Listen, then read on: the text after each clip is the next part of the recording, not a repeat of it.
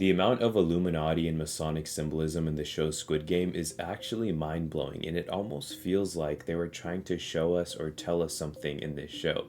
And I'm gonna probably spoil the show a little bit, but for those who haven't watched it, this is what the show is about. This is probably the most popular show in the world right now, and it's about these series of games. And the people in the games are people that they find on the street that is in a mass amount of debt. They're desperate, and they kind of make it seem like these people really have no meaning in their life. So these people are taken to a mysterious island. They have no idea where they're at, and they can't leave these games once they agree to enter.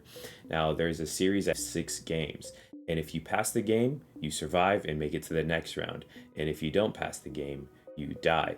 But the winner at the end of the games gets a massive amount of money. That'll pretty much take anyone out of any debt they're in. Now, who would watch such a sick game? Better yet, who would host such a sick game where they're going to watch hundreds of people die, all competing for a cash prize? And all these people don't really have much going for them. Well, it all goes back to O.E. Lam. Now, this is someone who is very, very wealthy, and he made all of his money from lending money to people. So he's some type of financial mogul.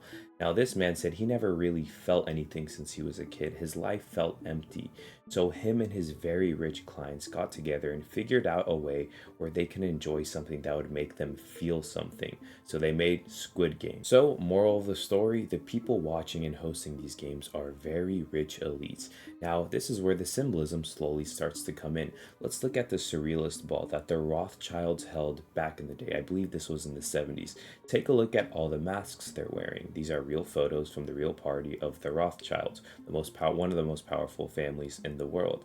Now let's look at the elites watching the Squid Game in the show.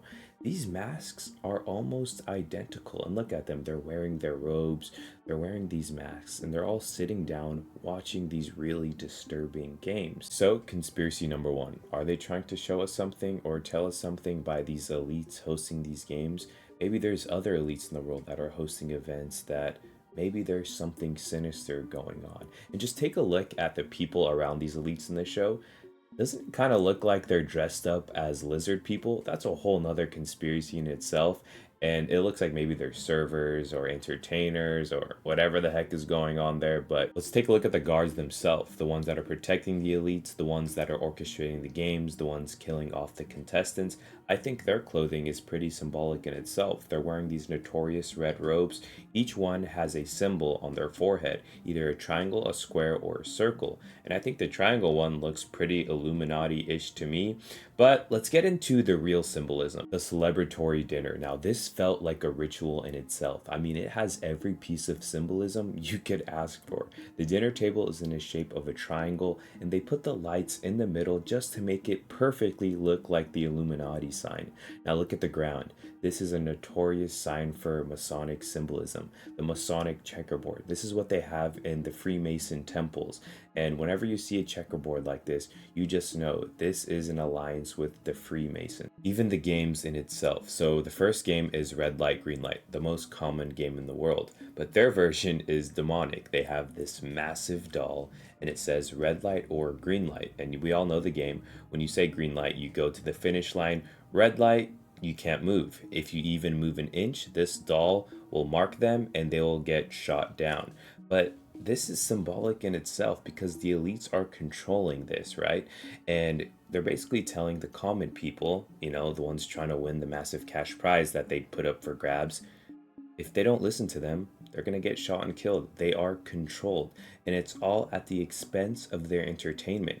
So we're sacrificing lives here for an elite's entertainment. And like we talked about earlier, these elites are wearing masks very similar to the Rothschilds. They're on an island that's very far away, it's very private. The only ones watching this is through a lens, and it's the elites. I mean, there's a lot of stuff here that we can connect with our world in itself. For example, Jeffrey Epstein, he had a private island. How did he make his money? He was a financial mogul. Okay, we look to Squid Game. The guy who started all the games, he said he made his money by lending money to people. Financial mogul.